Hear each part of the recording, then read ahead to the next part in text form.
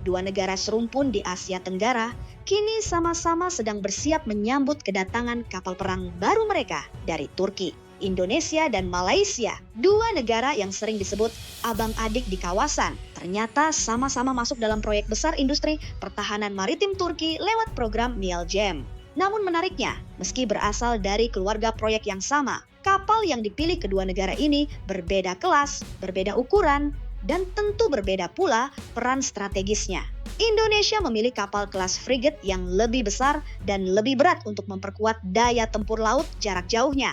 Sementara Malaysia memilih kapal kelas korvet yang ukurannya lebih kecil, tetapi tetap modern dan sangat mematikan untuk operasi kawasan regional. Kedua proyek ini kini sudah masuk tahap serius dan praktis tinggal menunggu pengiriman. Kabar pertama datang dari Indonesia. Media pertahanan Turki melaporkan bahwa proyek frigate Milgem untuk TNI Angkatan Laut kini telah memasuki fase final. Bahkan, dua kapal perang pertama untuk Indonesia disebut sudah dijadwalkan akan diserahkan pada tahun 2027 dan 2028 mendatang. Namun yang membuat banyak pengamat pertahanan terkejut adalah perubahan besar terkait kapal yang akan dikirim ke Indonesia. Selama ini, rumor yang beredar menyebut Indonesia akan menerima kapal frigate bernomor F516 TCG Izmir dan F518 TCG Ischel. Nama kedua, kapal itu sudah lama disebut-sebut dalam berbagai media pertahanan internasional sebagai kandidat kapal yang akan dialihkan ke Indonesia. Tetapi perkembangan terbaru justru menunjukkan hal yang berbeda. Kapal yang akan dikirim ke Indonesia ternyata bukan lagi F516 dan F508, melainkan batch berikutnya, yaitu F519 dan F521. Perubahan ini bukan tanpa alasan. Situasi keamanan yang semakin panas di sekitar Turki membuat Angkatan Laut Turki membutuhkan tambahan armada dalam waktu cepat. Laut Hitam terus memanas akibat konflik geopolitik di kawasan Eropa Timur. Timur Tengah juga masih penuh ketegangan. Belum lagi rivalitas di Laut Mediterania yang terus meningkat. Ditambah berbagai operasi militer Turki sebagai anggota NATO di sejumlah wilayah strategis. Karena itulah, pemerintah Turki akhirnya memutuskan untuk mempertahankan beberapa frigate awal bagi kebutuhan armada mereka sendiri. Kapal seperti F516 TCG Izmir, F517 TCG Izmit, F518 TCG Isel, dan F520 TCG Akdeniz diprioritaskan masuk inventaris Angkatan Laut Turki terlebih dahulu. Sebagai gantinya, Indonesia akan menerima batch selanjutnya, yaitu F519 dan F521. Meski harus menunggu sedikit lebih lama, sebenarnya keputusan ini justru memberi keuntungan tersendiri bagi Indonesia. Artinya, kapal yang diterima nantinya benar-benar masih baru dan kemungkinan sudah membawa penyempurnaan teknologi generasi terbaru dibanding batch awal. Frigate Milgem untuk Indonesia sendiri bukan kapal sembarangan. Kapal ini memiliki bobot lebih dari 3.100 ton dengan panjang sekitar 113 meter.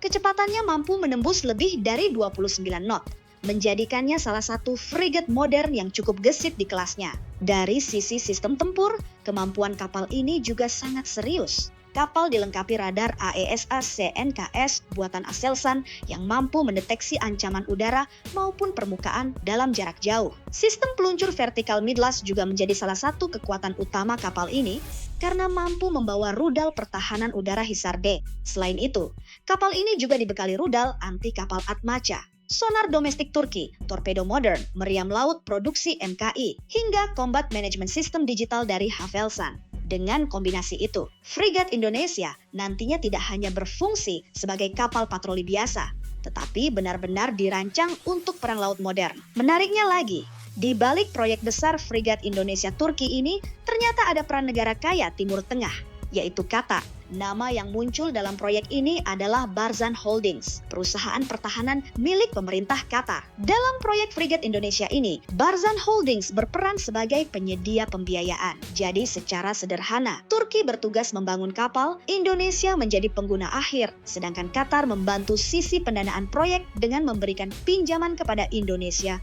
untuk akuisisi. Skema seperti ini sebenarnya cukup umum dalam industri pertahanan modern, terutama untuk proyek bernilai miliaran dolar. Negara pembeli tidak harus membayar seluruh biaya di depan. Sementara negara produsen tetap bisa menjaga jalur produksi galangan, kapalnya tetap aktif. Menariknya lagi, laporan media Turki menyebut bahwa dana hasil ekspor frigat ke Indonesia nantinya juga akan dipakai untuk membantu pembangunan frigat baru bagi Angkatan Laut Turki sendiri. Jadi proyek ini bukan hanya menguntungkan Indonesia sebagai pembeli, tetapi juga membantu Turki mempercepat modernisasi armada laut mereka. Sementara Indonesia fokus pada frigat berukuran besar dan kemampuan tempur jarak jauh, Malaysia mengambil jalur yang sedikit berbeda. Negeri jiran itu memilih kapal perang kelas korvet dalam proyek LMS Batch 2 mereka dan memesan sebanyak 3 unit kapal yang seluruhnya dijadwalkan diserahkan sebelum akhir 2027.